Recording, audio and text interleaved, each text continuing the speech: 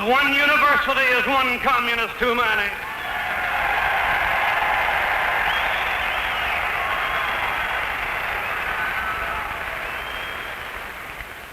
One communist among the American advisors at Yalta was one communist too many.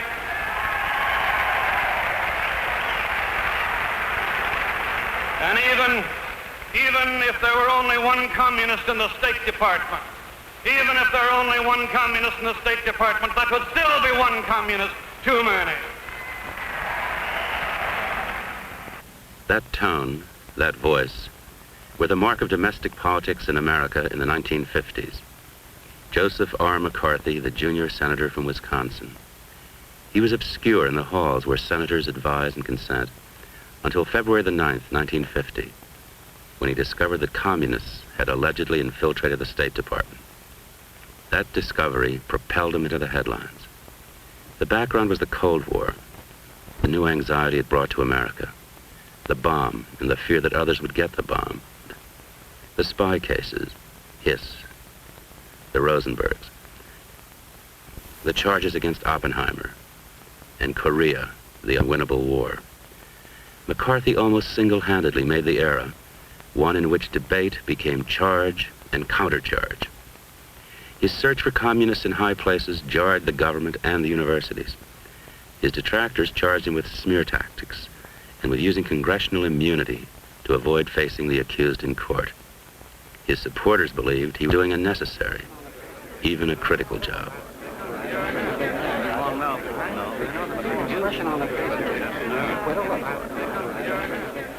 Are you a member of the communist conspiracy as of this moment? I respectfully decline to answer that question under the protection of the Fifth Amendment to the Constitution of the United States, and that my answer might tend to incriminate me. I will ask the reporter to send a transcript of the testimony over to Secretary Stevens immediately so the Secretary can know all of the facts and give us some report on the policy followed by the Army or that is to be followed in the future in the case of the Fifth Amendment communists. The technique used by the senator in making these charges is apparently typical.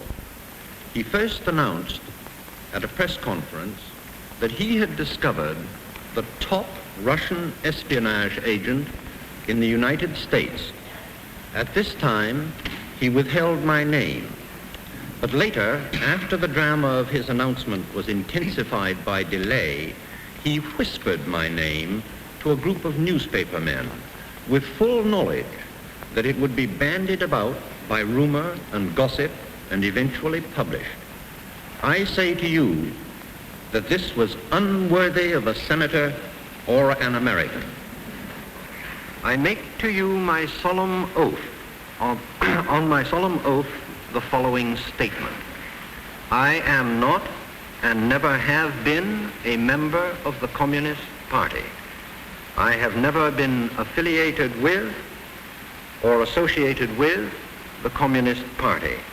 I have never believed in the principles of communism, nor subscribed to, nor advocated the communist or Soviet form of government, either within the United States, in China, in the Far East, or anywhere in the world.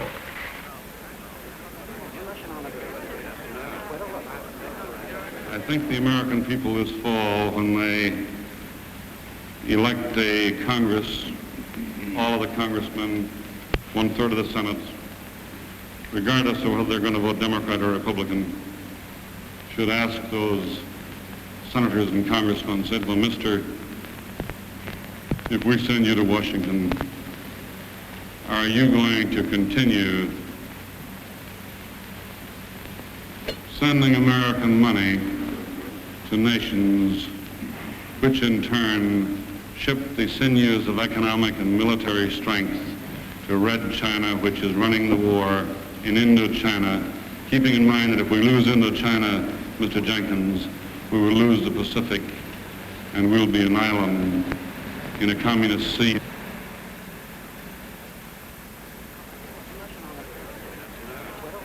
It is now evident that the present administration has fully embraced for political advantage McCarthyism. I'm not referring to the senator from Wisconsin. He's only important in that his name has taken on a dictionary meaning in the world. That meaning is the corruption of truth, the abandonment of our historical devotion to fair play. It is the abandonment of due process of law. It is the use of the big lie and the unfounded accusation against any citizen in the name of Americanism and security. It is the rise to power of the demagogue who lives on untruth. It is the spread of fear and the destruction of faith in every level of our society.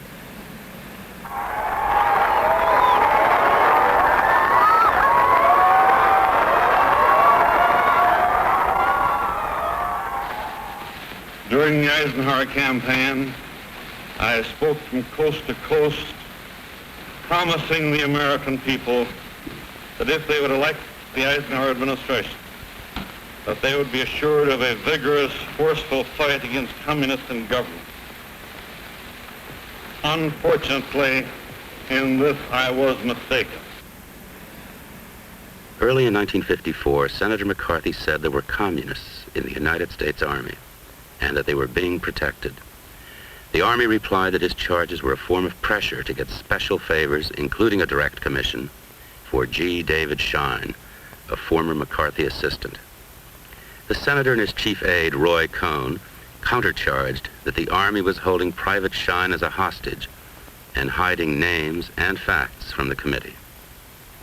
It began with favors for a very special Army private and escalated into the Army-McCarthy hearings of 1954.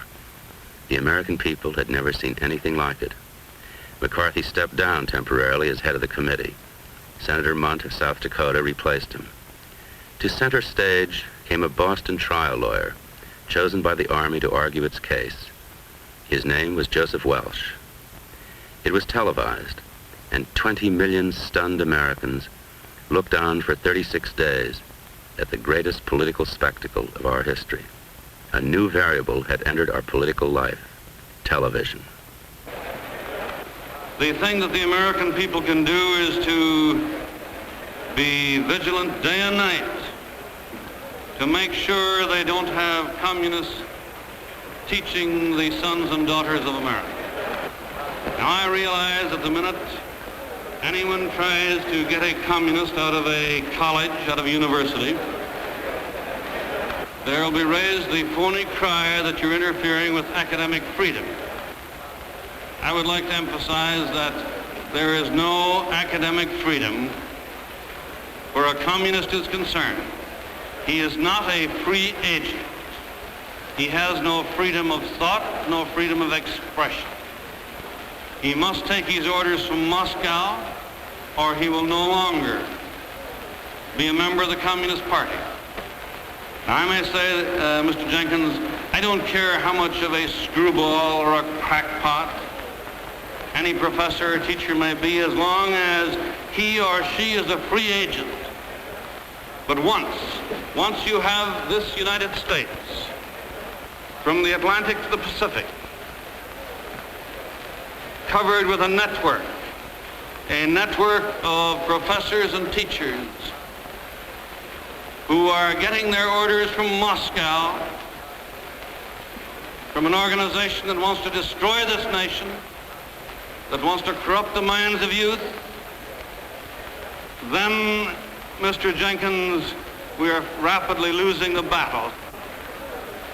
Unless we make sure that there is no infiltration of our government, then just as certain as you sit there, in the period of our lives, you will see a red world. Mr. Jenkins, anyone who has followed the communist conspiracy, even remotely, and who can add 2 and 2, will tell you that there is no remote possibility of this war which we're in today, and it's a war war which we've been losing, no remote possibility of this ending except by victory or by death for this civilization.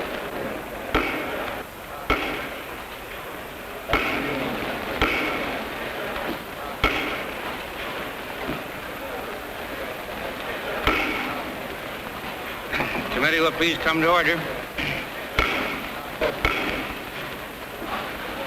I suggest in the interest of these hearings, the charges are often forgotten. The charges were, did Senator McCarthy and two members of his staff use improper pressure for Mr. David Schein with the Army? The counter-charge was that there was blackmail on the part of the Army and the use of Mr. Schein as a hostage. Are those of the charges that have been made? You are being asked at the question at the top, almost at the top of the page, that this college graduate, referring to Schein, partially filled out an application, a form for a commission in the Army, Senator McCarthy. I don't know the slightest thing about the application he filled out. Mr. Jenkins, you don't know one thing about that? Senator McCarthy, I never saw it.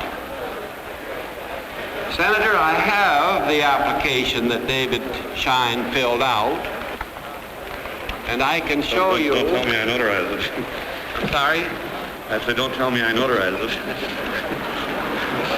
No, you merely signed it.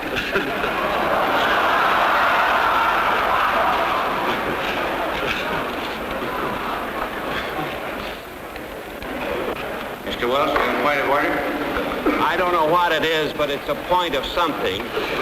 I have just... Point of order, you may state it. My point of order is that Mr. Jenkins yesterday was imposed upon, and so was the Secretary of the Army, by having a doctored or altered photograph produced in this courtroom as if it were honest. This is a committee room, Mr. Welch.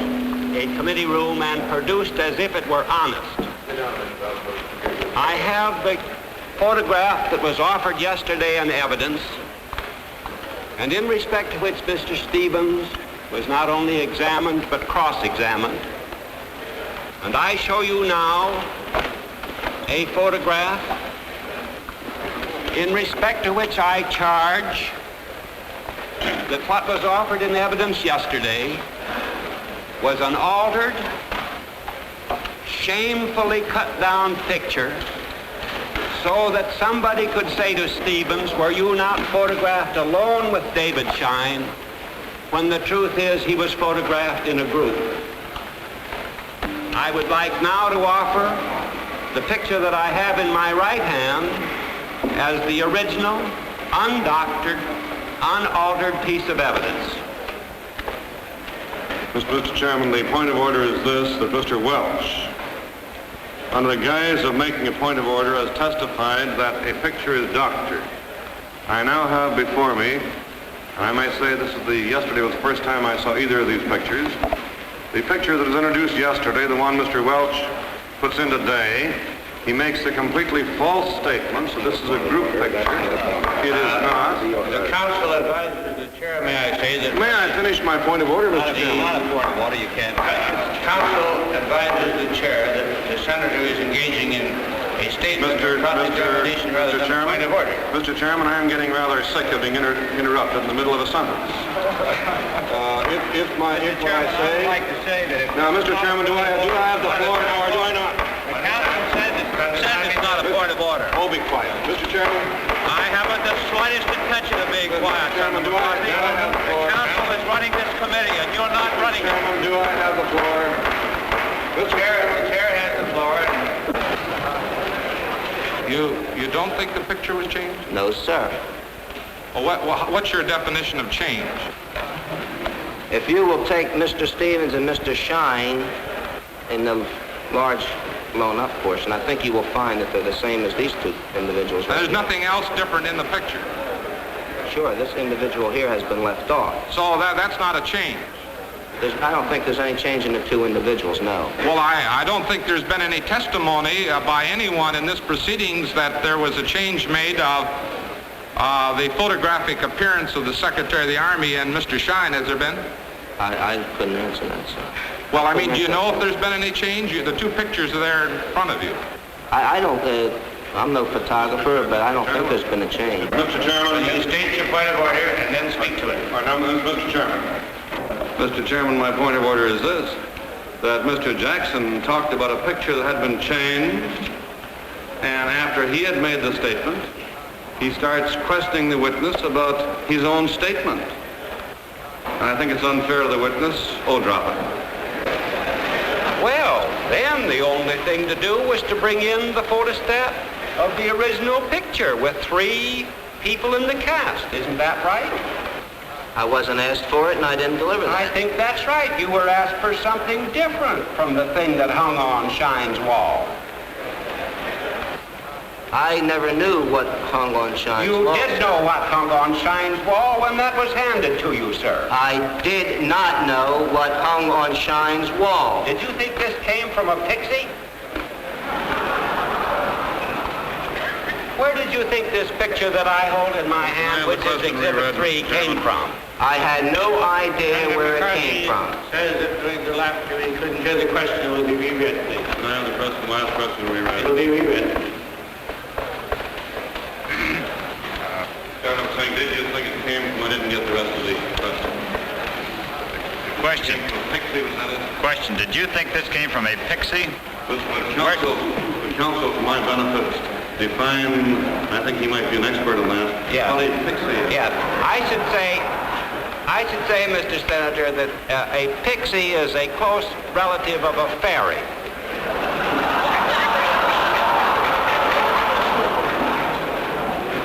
Shall I proceed, sir? Have I enlightened you? As I said, I think you might be the authority on a pixie is. Counsel may proceed. This is a letter signed Dwight D. Eisenhower, addressed to the Honorable, the Secretary of Defense, Washington, D.C. Dear Mr. Secretary, it is essential to the successful working of our system that the persons entrusted with power in any one of the 3 great branches of government shall not encroach upon the authority confided to the others. The ultimate responsibility for the conduct of the executive branch rests with the President. However, throughout our history, the President has withheld information whenever he found that what was sought was confidential or its disclosure would be incompatible with the public interest or jeopardize the safety of the nation. Because it is essential to efficient and effective administration that employees of the executive branch be in a position to be completely candid in advising with each other on official matters, and because it is not in the public interest that any of their conversations or communications or any documents or reproductions concerning such advice be disclosed, you will instruct employees of your department that in all of their appearances before the subcommittee of the Senate Committee on Government Operations regarding the inquiry now before it, they are not to testify to any such conversations or communications or to produce any such documents or reproductions. I direct this action so as to maintain the proper separation of powers between the executive and legislative branches of the government in accordance with my responsibilities and duties under the Constitution. This separation is vital to preclude the exercise of arbitrary power by any branch of the government. Sincerely, Dwight D. Eisenhower. Thank you. And the pulpit chair will recognize Senator McCarthy or Mr. Cohn. Mr. Chairman, I must admit that I'm somewhat at a loss as to know what to do at this moment. One of the subjects of this inquiry is to find out who is responsible for succeeding in calling off the hearing of communist infiltration in government. At this point, I find out there's no way of ever getting at the truth. The Iron Curtain is pulled down, so we can't tell what happened. There's no reason why anyone should be afraid of the facts. The question is how far can, I'm not talking about the present occupant in the White House, but we've got a tremendously important question here, Mr. Chairman. That is, how far can the President go Who all can he order not to testify? Then any president. We don't know who will be president 1956, 1960, 1964, any president.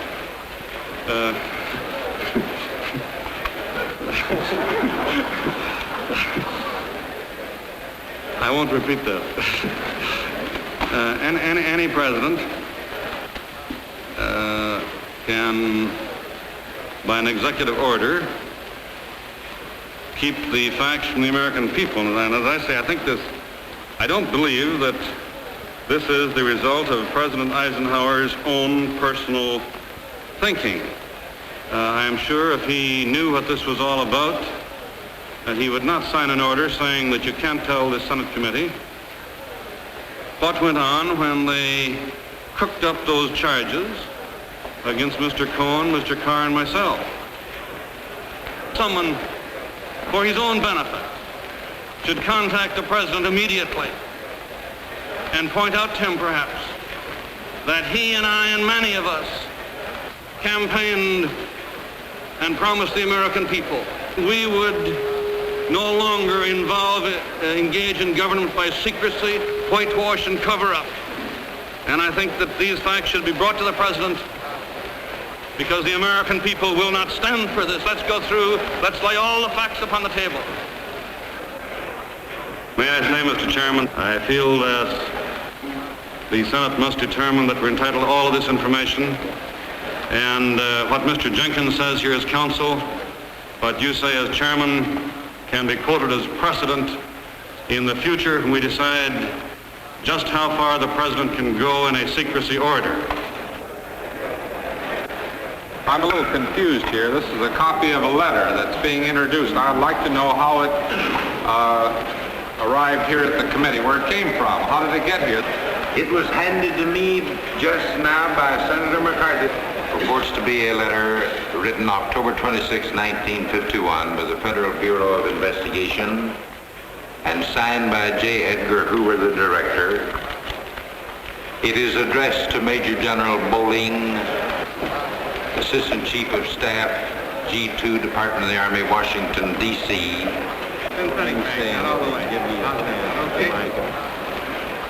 Mr. Hoover has examined the document and has advised me that he never wrote any such letter. And because the document constitutes an unauthorized use of information which is classified as confidential, it is my opinion that it should not be made public. Sincerely yours, Herbert Brownell, Jr., Attorney General. Now, Mr. Collier, as I understand your testimony, this document that I hold in my hand is a carbon copy of precisely nothing. Is that right? I will say that Mr. Hoover informed me that it is not a carbon copy of a memorandum prepared or sent by the FBI.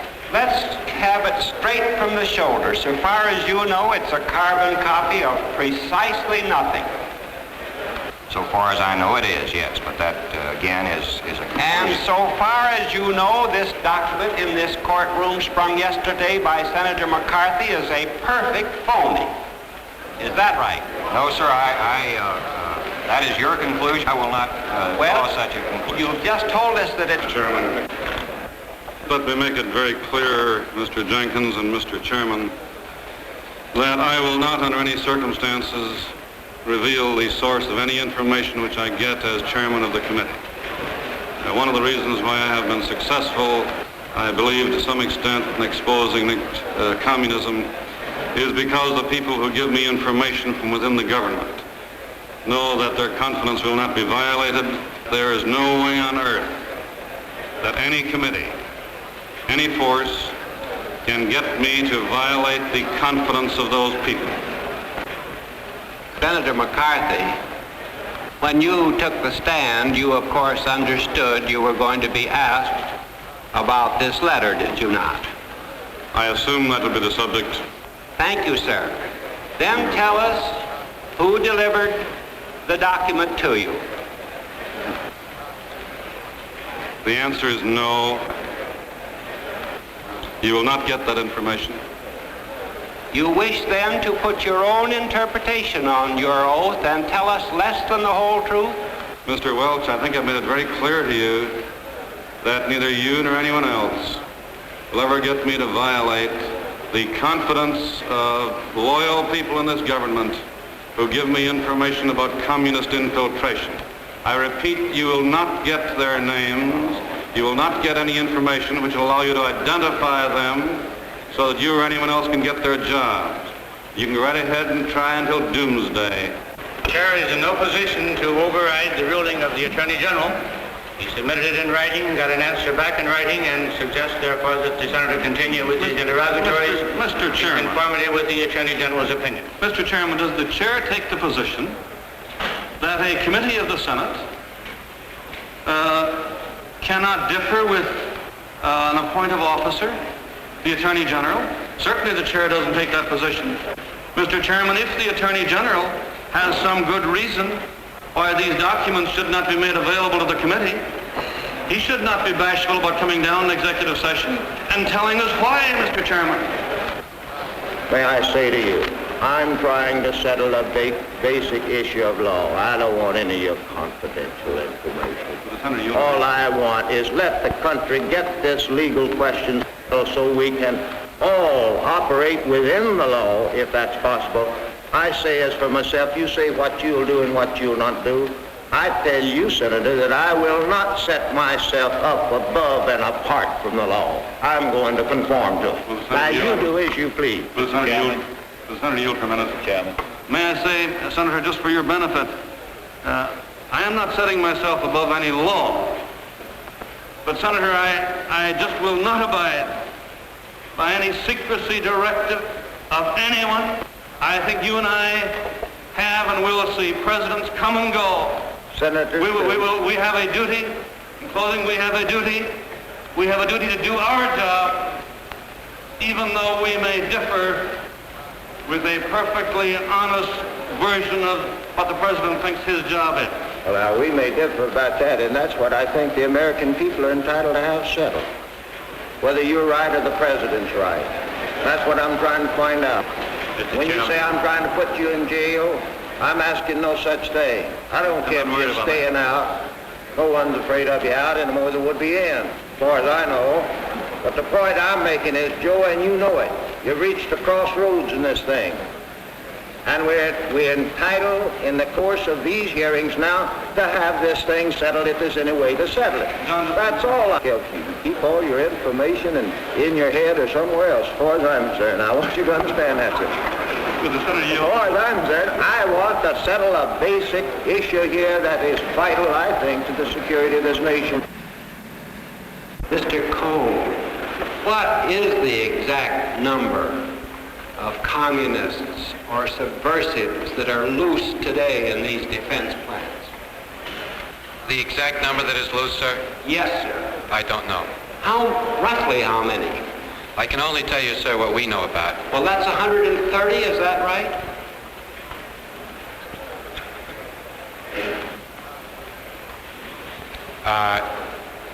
Yes, sir. I'm going to try to particularize for you if I can.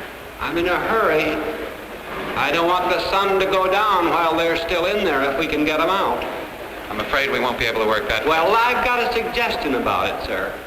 How many are there? I believe the figure is approximately 130. Approximately 130. Yes, so those are people, Mr. Welch, I don't care. You've told us who they are. And how many plants are they? How many plants? How many plants? Yes, sir. Just 1 minute. I see 16 offhand. 16 plants. Are you alarmed at that situation, Mr. Cohn? Yes, sir, I am. Nothing could be more alarming, could it? Certainly a very alarming thing. Will you not, before the sun goes down, give those names to the FBI and at least have those men put under surveillance? Sir, if there is need for surveillance in case of espionage or anything like that, I can well assure you that Mr. John Edgar Hoover and his men know a lot better than I, and I might respectfully suggest, sir, than probably a lot of us, just who should be put under surveillance. I do not propose to tell the FBI how to run its shop. And they do it. Well. And they do it, don't they, Mr. Cohn? When the need arises, of course. Then they've got the whole 130, have they, Mr. Cohn? I am sure of it, sir, and a lot. Well, then what's all the excitement about if J. Edgar Hoover is on the job chasing these 130 communists? Mr. Welch, all the excitement of... Well, then as a second line of defense, let's send the 130 names to the Department of Defense tonight. Would you mind doing that? Whatever the committee directs that, sir. I wish the committee would direct that all the names be sent both to the FBI and to the Department of Defense with extreme suddenness. Mr. Chairman, I so move.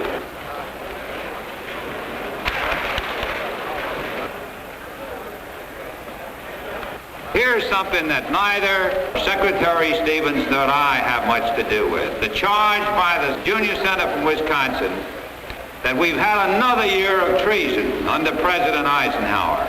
The charge that the CIA is infiltrated, infested with communists. The charge that the Department of Defense is full of communists. The charge that the Department of Justice, that the Attorney General of the Department of Justice, there's something phony about him. And the charge that the hydrogen bomb plants and the atomic bomb plants are full of communists. Well, where do we go from here as the American people? It would appear some of us want to end up in this country with just plain anarchy.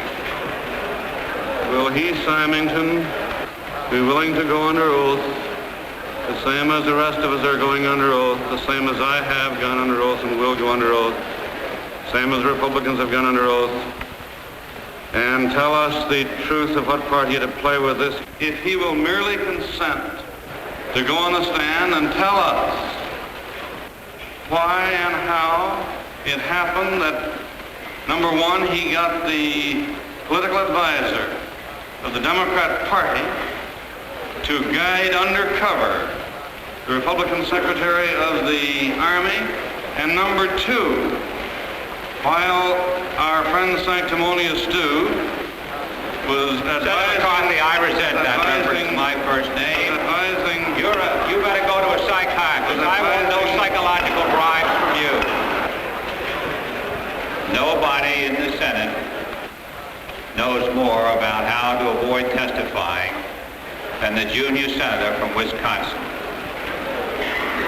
And everybody in the United States knows that that fact is true. There have been times when they wanted to put you under oath and you didn't want to go. Mr. Symington has said that no one knows better than the senator from Wisconsin how to avoid testifying. I have now at this time made the offer to go on the stand and let him question me about everything. I don't care how irrelevant it is. Mr. Chairman, I have decided to testify under oath before this committee. I believe that I will have performed a public service of overwhelming importance. If any action of mine can induce you to answer under oath the allegations formally preferred against you by the Senate subcommittee, and to which you have heretofore persistently refused to respond, except to denounce the subcommittee. Accordingly, I propose that we agree on the following points. 1, you will agree to an investigation by a committee of the Senate.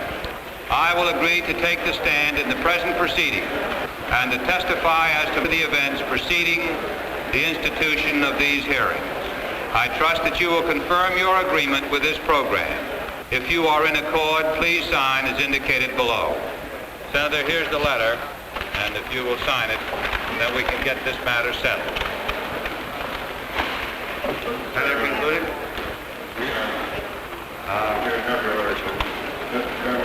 Mr. Symington, I think, and I'm glad we're on television, I think the millions of people can see how low that a man can sink.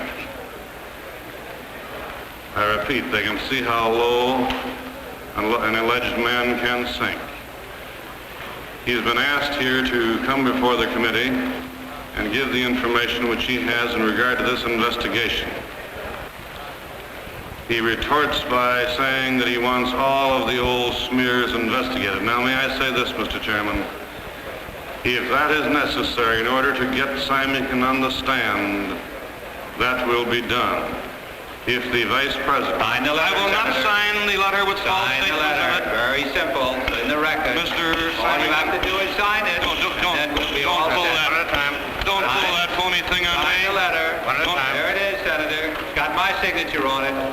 You have a document with false statements in it. I will not sign and agree that's true. You're not fooling anyone. You're not fooling anyone, Mr. Simonson. You're not fooling anyone. I have offered to go before any committee, do anything you ask. If I can just get you to come down here and take the oath so we can get the answers to some questions. You're not fooling anyone at all. Senator, I'm sure of that. Senator, let me tell you something. The chair believes that we The understand. American people have had a look at you for 6 weeks. You're not fooling anyone either.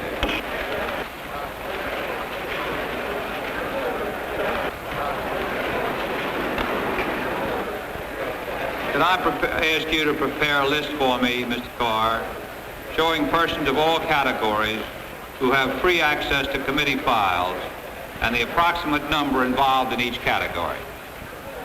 I could do that for you right now if you want to take the time. All right, fine. The committee members have access to the file, free access to the files. I, as staff director, have free access to the file. Who's that? I do myself. Yeah. Mr. Cohn does. Mr. Kennedy does. The rest of the legal counsel and the investigators do. And my secretary, or Mr. Cohn's secretary, would have access to the files if they went down there for me. The access would be through the file clerk. However, I don't preclude the possibility that if the file clerk wasn't there, they could physically find the file. And it really wouldn't make any difference whether one had top secret and all the rest had secret, or one had secret and all the rest had top secret, if they all had access to the files. Isn't that right? I would say that it wouldn't make a great deal of difference whether it was secret or top secret. No. It would be unfortunate if we had a subversive on our staff and he hadn't had clearance, and then he examined an agency, and in that agency he got information which made it possible for him to betray the country. It would be unfortunate, and it would be most unusual. We don't have any subversives on Well, Klaus Fuchs was unusual, wasn't he? And so was Mr. May. Certainly was. Now, Mr. Carr, under the present rules for access to files of this committee, if a former communist who hadn't really reformed, or a subversive, or any security risk on this committee staff that might get on it, decided to betray his country by revealing the contents of a secret FBI document which he had found in these files, based to a possible enemy, it would be a relatively simple matter, would it not, for him to do that based on the way these files are handled? Will you answer the question, then we're going to go to roll. Witness answer the question. That's all right. The privilege you gave Mr. Simonson the right to ask one question. I do want to raise that point before we leave this afternoon. Raise it briefly, then, because we have to adjourn for the vote. Go ahead. I will raise it as briefly as I can, but may I say that Senator Simonson has been here by innuendo trying to smear this staff of young men who have been working to dig out communists. He's talking about what might happen if there were a subversive on the staff. I would like to ask him now, even though he's not under oath, whether he has any information at all of any kind to justify this attempted smear against these 14 young men who have done such an excellent job uncovering communists. If he has no information, then he should be honest enough to tell us. If he has information, he should take the stand and take the oath as these young men have been taking it. Now may I ask you, Senator, do you have any information to indicate there is anyone in my staff who is subversive, as you have indicated in your questioning? Senator Simon didn't answer the question, then we're going to have to recess for the vote. I will answer that question this way, Senator McCarthy.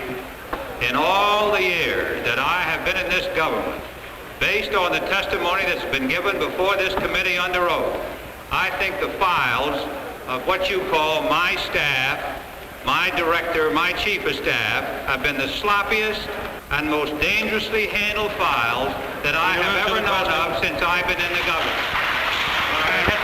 Mr. Chairman, now you can run away if you like, Stu. You can run away if you like. You have been here trying to smear the staff of this committee. The young men who have been working to uncover communists, you jump up and run away without answering the question. I have asked you a simple question. Do you have any evidence of any kind to indicate that there's any subversive amongst these young men? If not, you are leaving here this afternoon, leaving a smear upon the name of each and every one of them. You shouldn't do that, Mr. Simonson. That's just dishonest. That's the thing that the Communist Party is doing too long. Apparently, every time anybody says anything against anybody working for Senator McCarthy, he is swearing them and he's accusing them of communism. Just answer the question. Do you know of any subversive? That's the best answer that I can give. Do you know of any? Stand in recess until 10 o'clock. You won't answer whether you know of any subversive. Mr. Chairman, even though the chair is leaving, I want to make this record. And Mr. Reporter, will you take this down? Mr. Simonson, other members of the Democrat Party here have been intimating that they know of some subversive on the staff investigating communists. I have asked Mr. Simonson point blank to tell us whether he knew of any such subversive. He runs away. He won't answer the question.